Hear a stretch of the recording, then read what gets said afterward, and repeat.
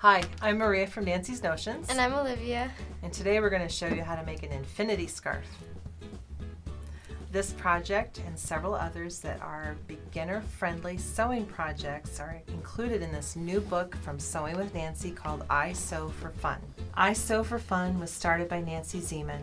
She and her granddaughters, along with friends, took a modern approach to sewing and made easy-to-sew and kid-friendly projects to inspire little partners creatively. This book is written for adults like you so you can share a fun sewing experience with the little partner or partners in your life. It's all about having fun, guiding a new generation to love sewing as much as we do. So let's get our machine, gather some tools and some fabric, and make a scarf.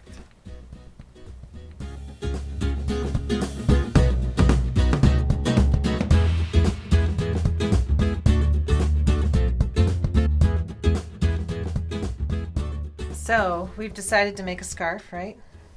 And it's called a Kids Infinity Scarf. And the nice thing about this book is that it's got buttons that determine the difficulty of the pattern. So what do you think one button means, Olivia? Not that difficult. Not that difficult, which is really okay. It's going to give us the supplies that are needed, which it says 3/8 of a yard of knit fabric and thread and some double-sided fusible web if we would like, and then it gives us instructions. Can you tell from the instructions there how big we need to cut a piece for this scarf? 12 inches by 36 inches. You are correct. So let's get busy, huh? Here we have fabric for our scarf. I'm going to have you stretch that out on the table with the right side of the fabric facing up. Our directions told us to fold it in half and stitch along the longest side. So which is the longest side, do you think? Yeah, this would be the shortest one, right? Okay, let's fold it. Why do you like this fabric? I chose this fabric because it's black and white and it can go with multiple things that are in most people's closet. Cool. So the next step is we need to leave a hole for turning the scarf right side out later. So I want you to pick a spot somewhere along that line, and let's use the ruler and the marking pen to mark us a spot that's 4 inches wide, okay?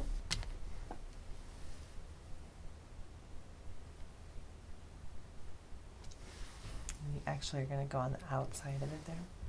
So what'd you leave behind there? I left some dots so that I know where not to sew. Okay, let's get rid of the ruler and let's use some pins to pin the ends of this together, okay? So we've got a spot from here to here we're going to leave open. We can pin from here to the end and from here to the end. How about I help you and I'll pin the other side. We've got our edges lined up together. We've got thread in the machine, and what else did you set up over there? I have a seam guide that's 3/8 of an inch away from the needle. And what's that 3/8 of an inch for? The seam allowance. Okay. I'm going to tell you a little trick about sewing stuff like this.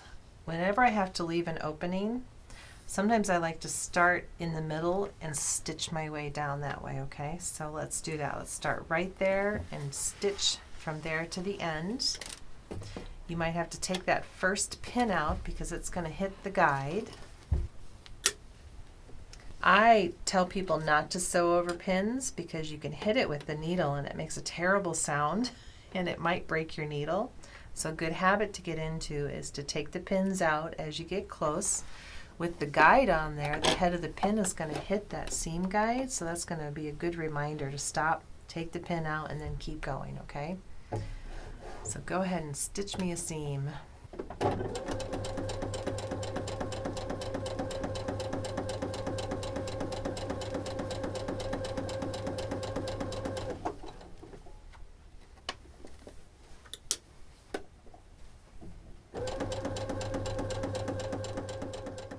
Okay, so we started from the middle and went to the end. Now we're going to start at the other end.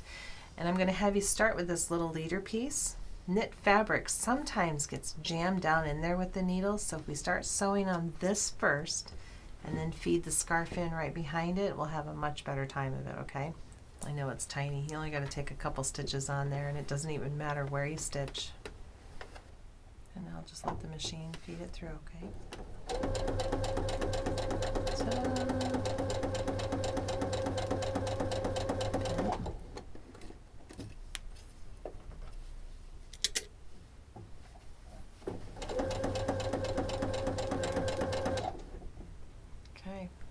think you can stop right there, or else we're not going to have a hole to turn it right side out in, right? So now you can cut your thread again. Now, why do you think I made you put it right sides together? So that when you flip it back over, the seam's not going to show. And it'll look neater. Exactly right. If you start with the right side showing, then all of this extra business here is going to show when we turn it right side out, and we don't want that to show. So we get a little peek there of the nice color, right? So we're not quite ready to use that hole.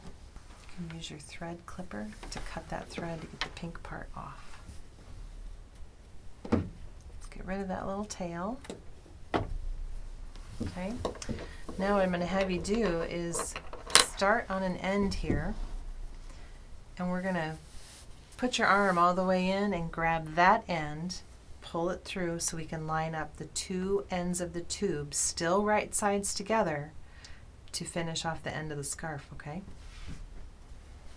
Just like doing laundry.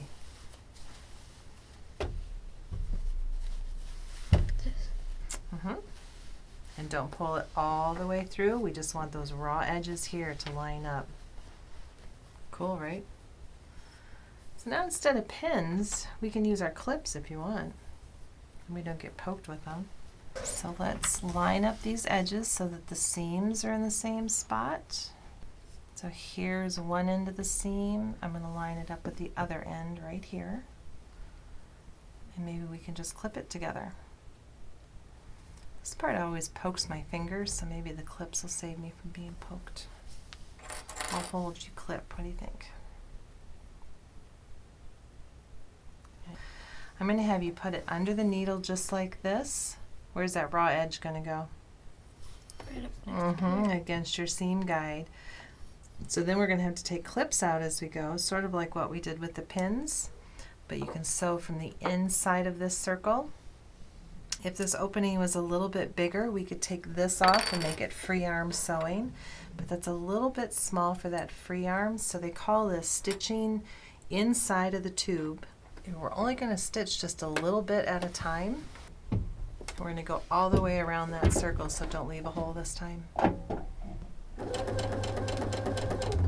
go right over that first stitching that you did, and that'll help to lock it in place. You can also use that reverse button to go backwards just a couple stitches. Hit it one more time.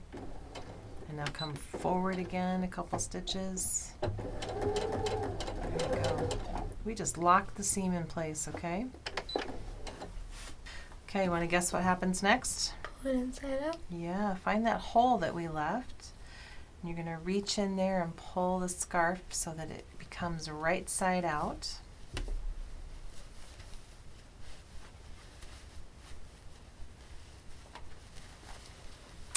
Ta-da! You just made an infinity scarf. What do we have left? The hole. The hole. So now we have a couple of options. The book says we can use double-sided tape, or we can pin it together and stitch it on the machine and stitch it closed. What would you like to do? The machine. Okay, so let's find that hole. And if we kind of line it up like this, I think we can get rid of the seam guide that's on there, because now we're going to stitch really close to the edge. Do you want a couple pins, or do you want to use the clips again? Clips. Okay, let's clip it together then. One more, just, to be on the safe side. I'm going to have you start right about there and finish by where that green clip is, okay? So put that under the needle and stitch as close to the edge as you're comfortable. And because we're on the outside, I would go in reverse 2 or 3 stitches first.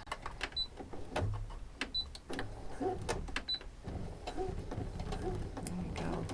And now come forward.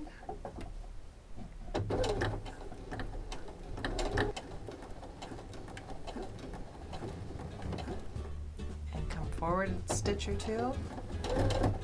And you are all done.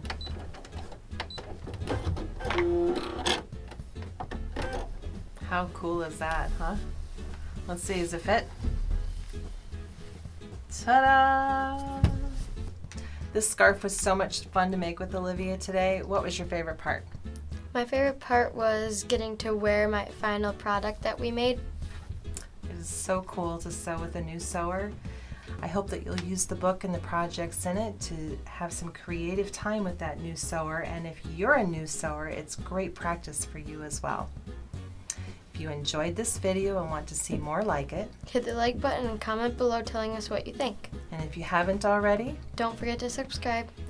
we encourage you to show us your completed project or tools in use. Feel free to post a photo on Instagram and use the hashtag Nancy's Notions. Thank you so much for watching.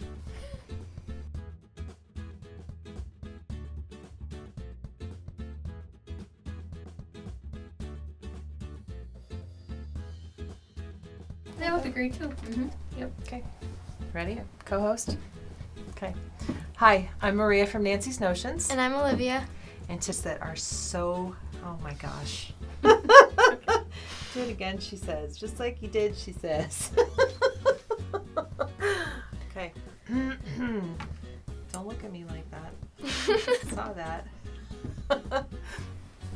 So we're going to do that same thing again. Hi, I'm Maria from Nancy's Notions.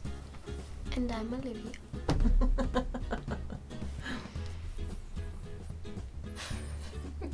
And today we're going to, I said one line too many and you picked it right up. That's really cool. That's awesome. Yay! Yeah. Okay, that's a wrap.